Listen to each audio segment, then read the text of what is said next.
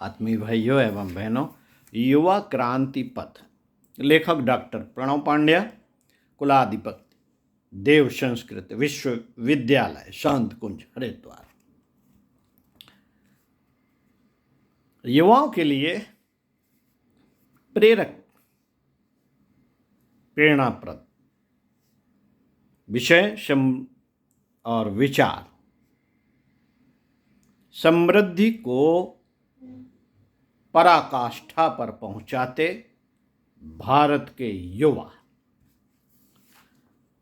आपसे ही ये बातें की जा रही हैं।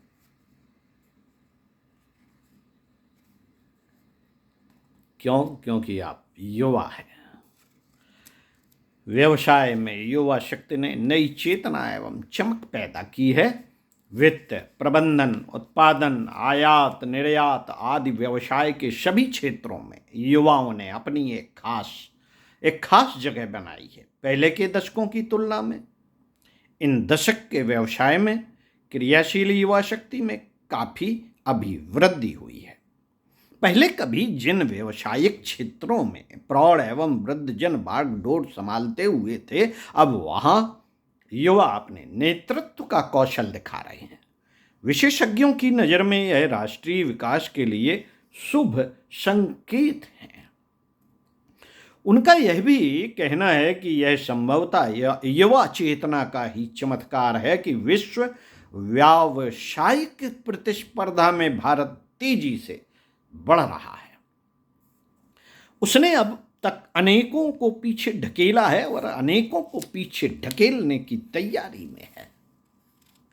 यह सामर्थ्य उसे युवाओं से मिली है। ग्लोबल परिदृश्य में सबसे जवान देश का खिताब हासिल कर चुके अपने देश ने व्यावसायिक पटल पर ऐसी ही इबारत लिखने की तैयारी कर ली है। आमतौर पर हर काम के लिए बड़े बुजुर्गों पर निर्भर रहने वाले देश ने अब युवाओं पर अपना भरोसा जताया है। यही वजह है कि एक समय यहाँ उच्च पद पाने के लिए अधिक उम्र भी योग्यता की कसौटी मानी जाती थी। वहीं आज के दौर में युवाओं पर व्यावसायिक प्रतिष्ठानों की जिम्मेदारी डाली जा रही है। अंतर्राष्ट्रीय नियोजन फर्म ईमा पार्टनर्स के एक अध्ययन के मुताबिक भारतीय कंपनियों में नेतृत्व की औसत उम्र सभी उद्योगों में घटी है। इसके चलते 30 से 40 वर्ष की उम्र के बीच वाले लोग कंपनियों के प्रमुखों का दायित्व संभाल रहे हैं। अध्ययन करने वाले व्यवसाय विशारदों का कहना है कि पिछले 5 साल के दौरान यह औसत आयु 9 साल तक कम हुई है। ईमा के प्रबंधक निदेशक प्रबंधन निदेशक भारत के सुदर्शन के अनुसार शीर्ष कार्यकारी पदों पर आज युवा लोगों की भरमार है। आईटी पर आधारित सेवाओं, बैंकिंग तथा वित्तीय सेवा क्षेत्र में यह रुझान प्रमुखता से देखने को मिल रहा है। अध्ययन में यह भी बताया गया है कि बैंकिंग एवं वित्तीय सेवा क्षेत्र में वर्ष 2006 के दौरान मुख्य कार्यकारी अधिकारियों ईसीओ की औसत आयु में भारी गिरावट आई, जबकि 2001 में ऐसा कुछ भी नहीं था। इसी तरह प्रौद्योगिकी और सॉफ्टवेयर के सेवा क्षेत्र में सीईओ की औसत आयु इस साल काफ़ी कम हुई। इस वर्ष वहाँ भी युवा शक्ति ने अपना प्रभाव प्रतिष्ठित किया। व्यवसाय विशारद कहते हैं कि औसत आयु में आई गिरावट और इस तरह के प्रोफेशनलों की बढ़ती मांग के बीच गहरा संबंध है। इनका कहना है कि आईटी व बीपीओ वित्तीय सेवा क्षेत्र में इनकी जबरदस्त मांग है।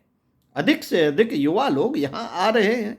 इनका यह भी मानना है कि कंपनियों में मुख्य कार्यकारी की औसत आयु में आई गिरावट से विभिन्न क्षेत्रों में परिपक्वता बढ़ी है। आंकड़ों के आईने में देखें तो इस समय भारत का बेहद निखरा रूप नजर आ रहा। पिछले वर्ष प्रतिष्ठित पत्र का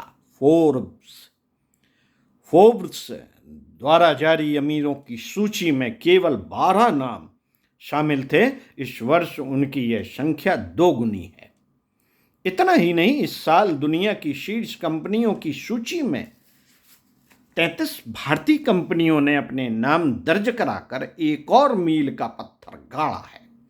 पिछले दिनों हमारे सूचकांक के अमेरिकी सूचकांक डी जोन्स की श्रेणी में शामिल होकर इतिहास के पन्नों में सुनहरी इबादत दर्ज की है।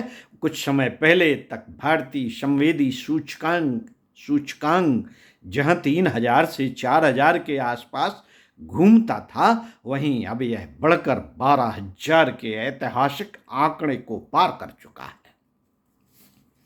अपने वित्त मंत्री का इस संबंध में कहना है कि यह स्वप्न देश के युवाओं के सहयोग से साकार हुआ।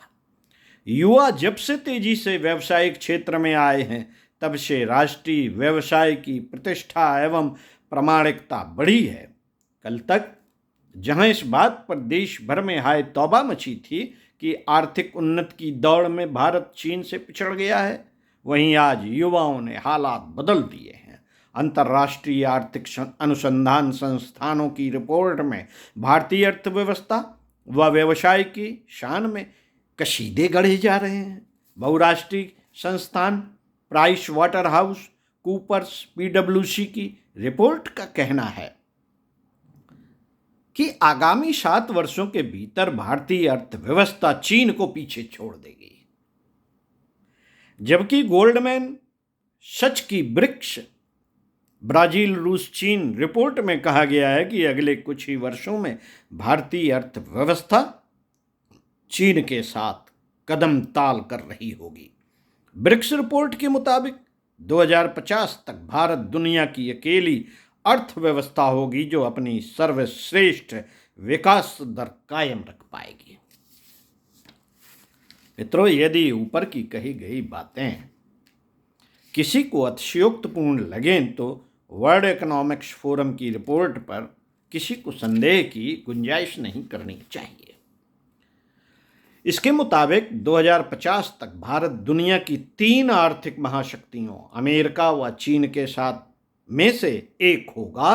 प्राइस वाटर हाउस कूपर्स ने हाल ही में द वर्ल्ड इन 2050 नामक रिपोर्ट प्रकाशित की है, जिसके अनुसार 2005 से 2050 के बीच भारत की आर्थिक विकास दर सबसे अधिक होगी। यदि कोई यह सोचे कि वर्ष 2013 तक आर्थिक विकास दर के मामले में भारत चीन से आगे निकल जाएगा, ऐसा सोचने का आधार क्या है? इसके जवाब में जॉन हॉक्सवर्थ का कहना है कि 2050 तक भारत में युवाओं की तादाद सबसे ज़्यादा होगी। मशहूर आर्थिक पत्रिका द इकोनॉमिक्स के दक्षिण एशिया के ब्यूरो प्रमुख साइमन लॉन्ग भी जॉन हॉक्सवर्थ से सहमत व्यक्त करते हैं। उनका कहना है कि युवाओं की बढ़ती तादाद और उनकी निरंतर बढ़ती जा रही व्यावसायिक सक्रियता की वजह से आगामी कुछ वर्षों के भीतर आर्थिक विकास दर के मामले में भारत चीन को भी काफी पीछे छोड़ देगा। पर आखिर यह होगा कैसे? साथियों, इस बारे में सभी की अपनी शंकाएं हो सकती हैं, जिसमें काफी कुछ सच भी होगा।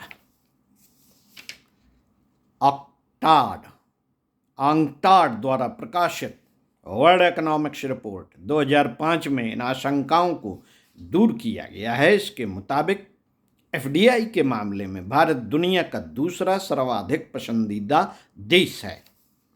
पहले नंबर पर संयुक्त रूप से अमेरिका व चीन है।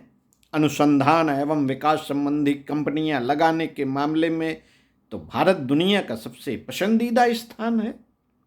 लंदन स्थित कैस बिजनेस स्कूल के प्रोफेसर सुशांत रोथ के मुताबिक यदि भारत अपनी बुनियादी ढांचे को दुरुस्त कर ले तो तकनीकी एवं व्यावसायिक ज्ञान से भरपूर युवा वर्ग और उद्यमी निवेशकों की बदौलत भारतीय अर्थव्यवस्था को चीन से आगे निकलने में वक्त नहीं लगेगा। रोथ के मुताबिक जहां तक विकास के लिए सामाजिक स्वीकृति का सवाल है, भारत का लोकतंत्र इसके लिए ज्यादा अनुकूल है। चीन की शासन प्रणाली में निर्णय भले ही त्वरित रूप से लिया जाता हो, भारत की तरह निर्णय को सामाजिक स्वीकृति नहीं मिलती। चीन की शासन प्रणाली में निर्णय भले ही त्वरित रूप से लिया जाता, भारत की तरह निर्णय को सामाजिक स्वीकृति नहीं मिलती है। भारतीय आर्थिक think tank national council of applied economic research के सीनियर फेलो राजेश शुक्ला का कहना है कि भारत में विकास दर का मतलब है सामाजिक विकास, जबकि चीन में विकास का किसी सामाजिक आयाम से कोई वास्ता नहीं। भारत में अपने युवा शक्ति के बलबूते व्यावसायिक एवं आर्थिक महाशक्ति बनने की भरपूर क्षमता है। यहाँ समाज के सभी वर्गों के युवा अपनी प्रतिभा व श्रम के बल पर तेजी से आगे बढ़ रहे हैं। उनकी व्यावसायिक समझ में आश्चर्यकारी क्षमता है। देश के पास यह ऐसा अतुलनीय संसाधन है जिसका कहीं कोई तोड़ नहीं। यही तो वजह है कि दुनिया के बड़े से बड़े व्यावसायिक प्रतिष्ठान भारत के युवाओं को तरजीह दे रहे हैं। भारत के युवा भी इस पथ पर तेजी से प्रगति कर रहे हैं। उनकी सोच बहुआयामी है। इसी के चलते अनेक युवाओं ने ग्रामीण भारत को भी संवारने की ठानी है। हमारे युवा अब ग्रामीण क्षेत्र की ओर उन्मुख होते हुए, जिनके पास दूरदृष्टि है, वह उन्मुख हो रहे हैं। नौकरियां छोड़ के गांव में खेती का व्यवसाय कर रहे हैं। वहां प्रगति के लिए नए द्वार खोलने का प्रयास कर रहे हैं। हमें से भी हमारे युवाओं को इस ओर विचार करना चाहिए। आइए एक ग्रामोत्थान को समर्पित एक युवा के विचारों को पढ़ते हैं।